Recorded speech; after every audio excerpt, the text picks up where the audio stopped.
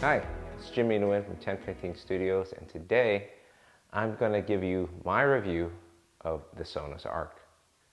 I've had the ARC, or let me correct it, I have two Sonos Soundbar sound ARCs.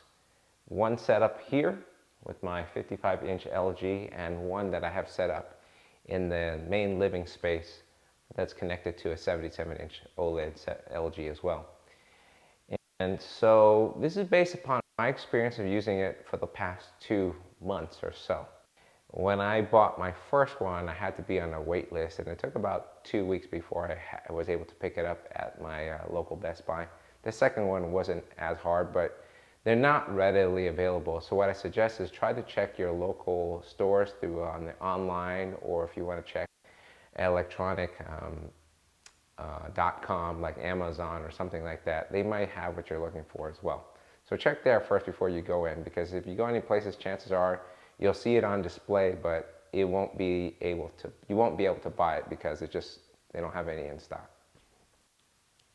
Overall, I'm very pleased with Sonos created with the soundbar. This is their update from the play bar.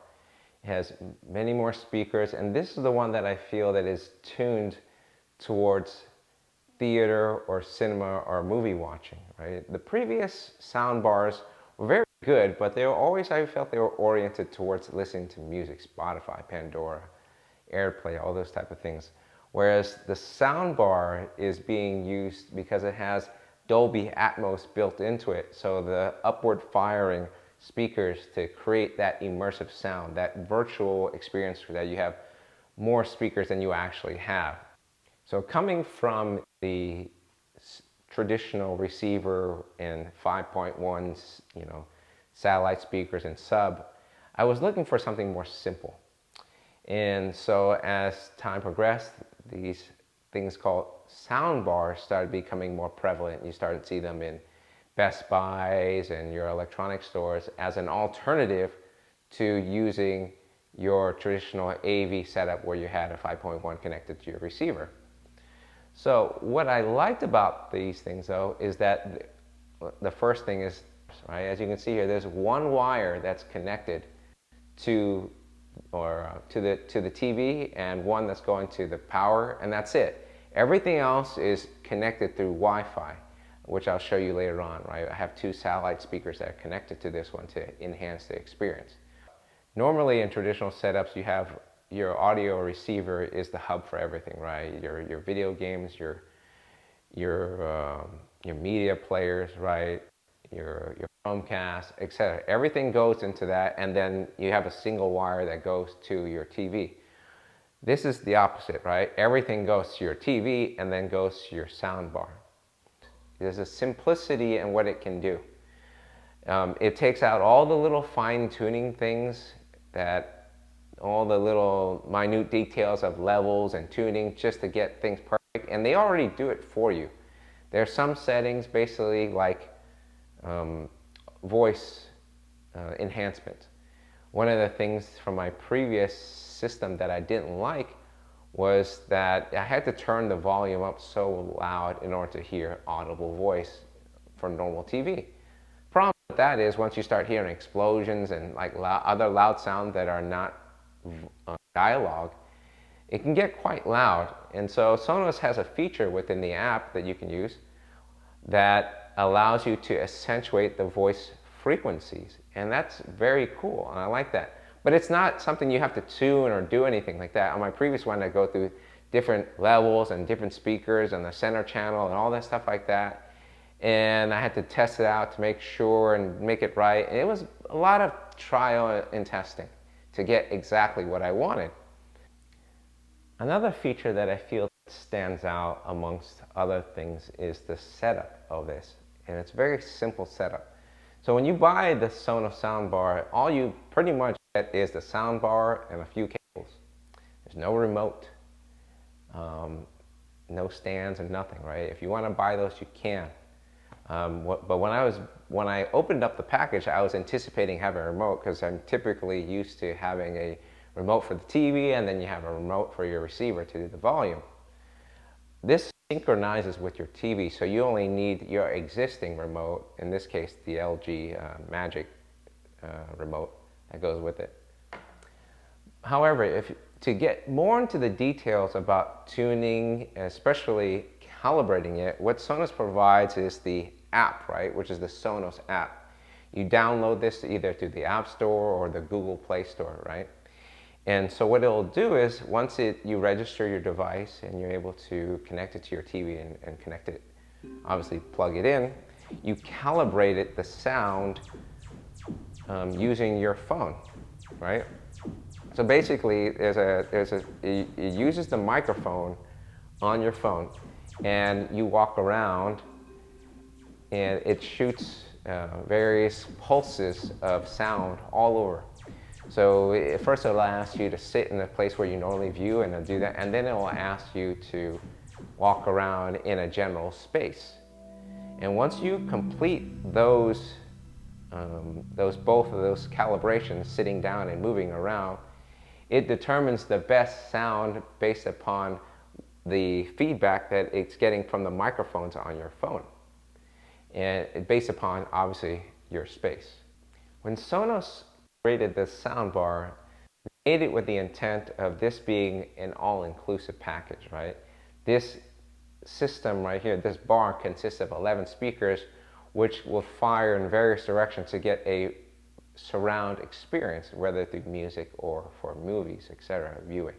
However, they also understand that people have different tastes and they may want a more enhanced experience.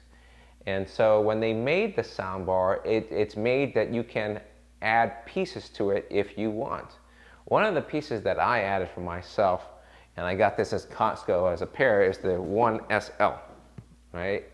It's Sonos's pair of satellite speakers, right? And so you would get something like this, and what I have on the corners over here, but over there, I have two speakers that set up in tandem with the Sound ARC.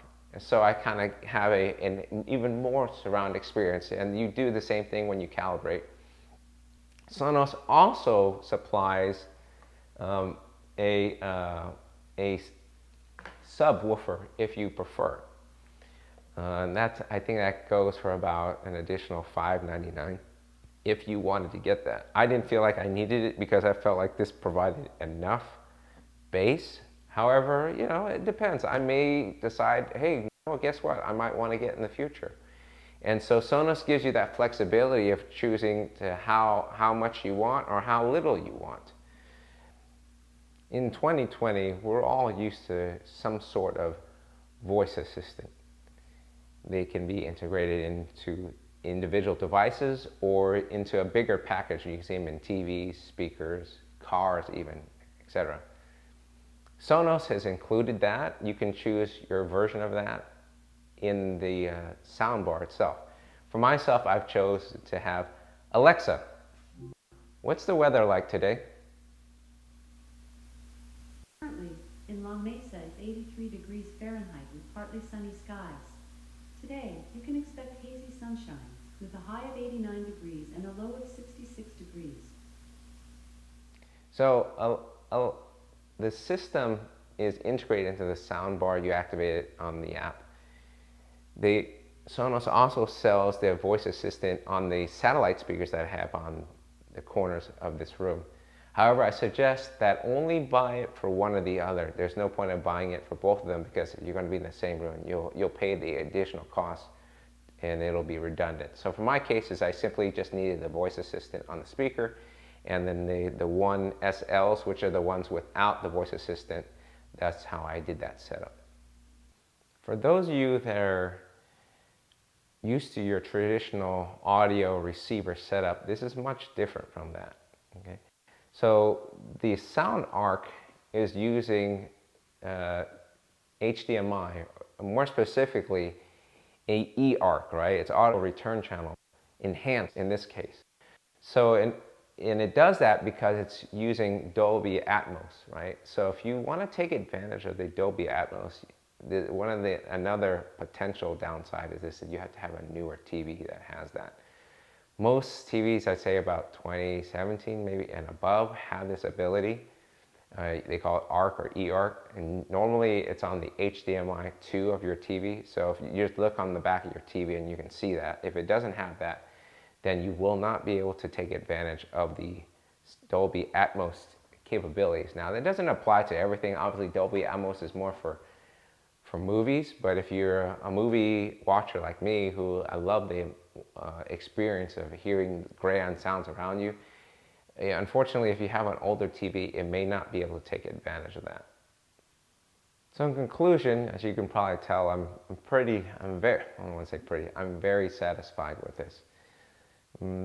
Coming from a traditional audio receiver setup, I was a little concerned about whether I would miss hearing sounds all around me, but once I've spent about a few months with this, or a couple months with this, I can say that no, I don't miss it, because it replicates that sound very nicely.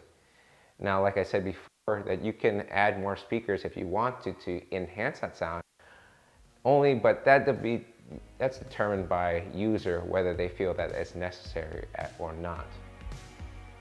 I like the simplicity of it in terms of it's just one cable and there's no fine tuning or anything like that. Everything is done for you. And once it's done, it's complete. You just sit back and enjoy the audio quality. So as a family, we've enjoyed it as a whole, and the experience of watching movies has greatly been enhanced. So that's all pretty much I have for this review. I plan to have another review coming up soon, other things. I know I haven't posted things in a while, but it is what it is during this pandemic. People gotta live life and do things, and so I'm just trying to get some information out there, and just for those of you that are interested in buying something like this and kind of know the little nuances and the pros and cons for it. Like I said before, the whole, I feel like this is an overall a win. If you just choose to buy something like this, it's going to be a welcome addition to your audio and video. Anyway, this is Jimmy from 1015 Studios. Thanks for watching. Take care. God bless you.